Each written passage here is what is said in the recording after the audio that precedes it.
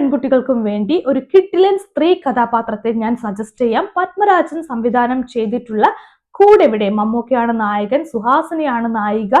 സുഹാസിനി ചെയ്തിട്ടുള്ള ആലീസ് എന്ന് പറയുന്ന കഥാപാത്രം ലൈഫിൽ ഓരോ പെൺകുട്ടികളും ഒരിക്കലെങ്കിലും കണ്ടിരിക്കേണ്ട കഥാപാത്രമാണ്. ഇഷ്ടമില്ലാത്ത കാര്യങ്ങൾക്ക് ഇഷ്ടമില്ല എന്ന് തന്നെ പറയുന്ന, നോ പറയേണ്ട ഇടങ്ങളിൽ കൃത്യമായിട്ട് നോ പറയുന്ന, ഒരിടത്ത് പോലും ആത്മാഭിമാനം പണയം വെക്കാത്ത നട്ടലുള്ള ഒരു കഥാപാത്രം. സിനിമയുടെ തുടക്കം മുതൽ അവസാനം വരെ ഇങ്ങനെ തന്നെയാണ്. ഓപ്പോസിറ്റ് മമ്മൂക്കയുടെ ക്യാരക്ടർ, സുഹാസിനി ചെയ്യുന്ന ക്യാരക്ടറിന്റെ ഒരു കാമുകനായിട്ട് വരുന്നുണ്ട്. വിവാഹം കഴിക്കാൻ പോകുന്ന ആളാണ്. പക്ഷെ അയാൾ ടോക്സിക് ആണ്, മേൽ ഷോവനിസ്റ്റ് ആണ്, ക്ലാസിക് നാർസിസ്റ്റ് ആണ്. ഇതൊക്കെ ആണെങ്കിലും സുഹാസിനിയുടെ ക്യാരക്ടർ അതിന് മുമ്പിലൊന്നും പതറുന്നില്ല. അവർക്ക് അവരുടെ വ്യക്തിത്വമുണ്ട്. ആ വ്യക്തിത്വം വിട്ട് ഒരടി പോലും മുൻപോട്ട് ചലിക്കുന്നില്ല. അപ്പൊ ഏറ്റവും വലിയ അത്ഭുതം എന്താന്ന് വെച്ചാല് 80 കാലഘട്ടത്തിലാണ് ഈ സിനിമ പുറത്തു വന്നിട്ടുള്ളത്.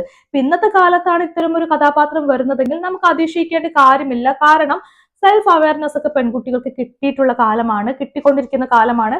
സോ ഈ പെൺകുട്ടികൾ എന്ത് ചെയ്യുന്നുണ്ട്, പ്രതികരിക്കുന്നുണ്ട്. അവരുടെ സ്പേസിനെ കുറിച്ചൊക്കെ കൃത്യമായിട്ടുള്ള ബോധമുണ്ട്. ഇപ്പൊ ട്രെൻഡായിട്ട് അതിന്റെ ഭാഗമായിട്ട് അത്തരം സിനിമകളും വരുന്നുണ്ട്. പക്ഷേ ഈ സിനിമ ഇറങ്ങിയ കാലഘട്ടത്തിൽ അങ്ങനെ ഒരു സംഭവമേ ഇല്ല. എന്നിട്ട് പോലും പത്മരാജൻ ഏറ്റവും മനോഹരമായിട്ട് വ്യക്തിത്വമുള്ള ഒരു സ്ത്രീ കഥാപാത്രത്തെ പോർട്രേ ചെയ്ത് വെച്ചിട്ടുണ്ട്. വളരെ മനോഹരമായിട്ടുള്ളൊരു ശ്രമമാണ്.